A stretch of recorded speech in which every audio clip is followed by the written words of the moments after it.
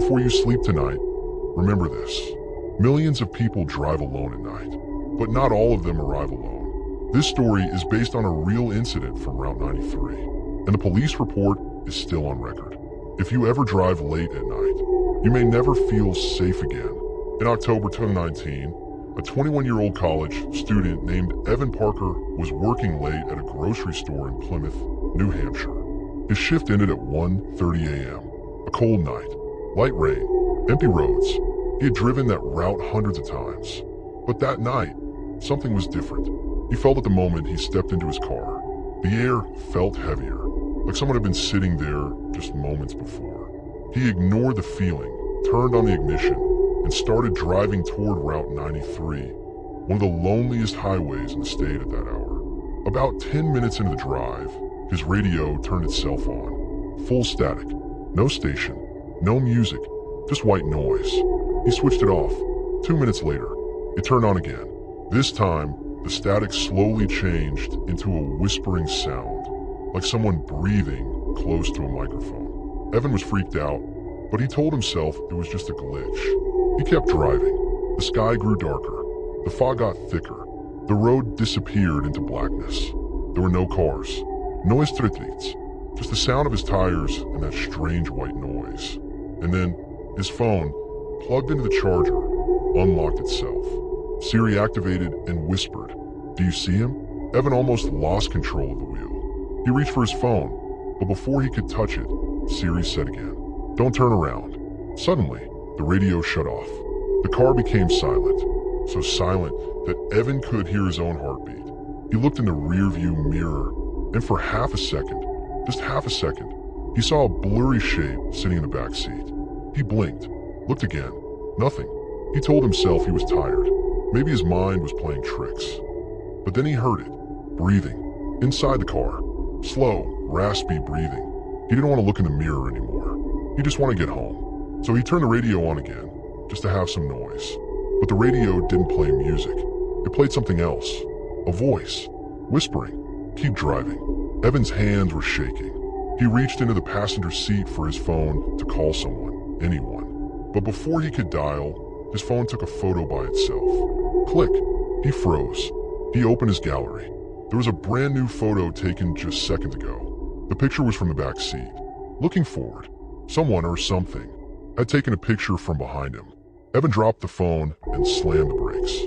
The car skidded to a stop on the side of the empty highway. He jumped out of the car, so fast he didn't even close the door. The night was silent. No cars, no lights, just fog and trees. Evan looked into the back seat. Empty, but the smell inside the car changed. A rotten, moldy smell, like wet soil that had been underground for too long. He stood there, terrified, trying to decide whether to keep driving or start walking. Walking wasn't an option. The nearest town was miles away. He took a deep breath, got back in, and slammed the door. He drove faster. 60, 70, 80 miles per hour. The road was still empty, and then he noticed something. The backseat seatbelt began moving, slowly, tightening, as if someone invisible was buckling themselves in. Then the rear air vents turned on. Someone was breathing through them. Evan couldn't take it anymore. He dialed 911 with shaking hands. The call connected, but the voice that answered wasn't the operator. It was a whisper. "I told you not to call anyone." Evan threw the phone onto the floor and sped up again. He was only 12 minutes from home. He kept his eyes locked on the road, refusing to look in the mirror. But he didn't have to look, because now he could hear the breathing right next to his ear. Slow, heavy cold. He closed his eyes for a second, and a handprint appeared on the inside of the windshield. A wet, muddy handprint, slowly sliding down glass. Evan finally reached his driveway at exactly 2:32 a.m. He ran into the house, slammed the door, and locked every window. His parents were asleep. He didn't wake them. He didn't want them to think he was crazy. He went to his room and sat on the floor, shaking. It was silent. No breathing. No whispers. Just silence. He checked his phone. There were 3 new photos in his gallery, all taken from the back seat. But one photo was different. In the last picture, the camera wasn't aimed at Evan. It was aimed out the front windshield. At their house, something was standing in the driveway. A tall human shape, head tilted, looking toward the house. Evan stared at the photo for minutes. Finally, he looked out the window. Nothing. He barely slept that night. The next morning, he told his dad everything. His dad didn't believe him until Evan showed him the photos. His father stared at the last picture and went pale. He zoomed in, then zoomed more, and that's when they understood the part Evan never noticed.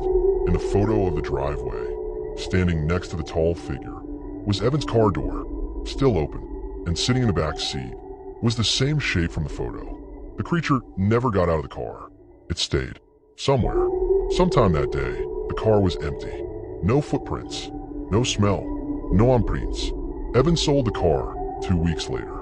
And here's the part nobody can explain. The buyer drove it to Vermont. On the very first night, he called the police to report a voice coming from the back seat. A whisper that said, "Do you see him? If you ever drive alone at night, check your mirror. And if your phone ever asks, do you see him? Don't turn around." If you want part 2, hit like, subscribe, and comment.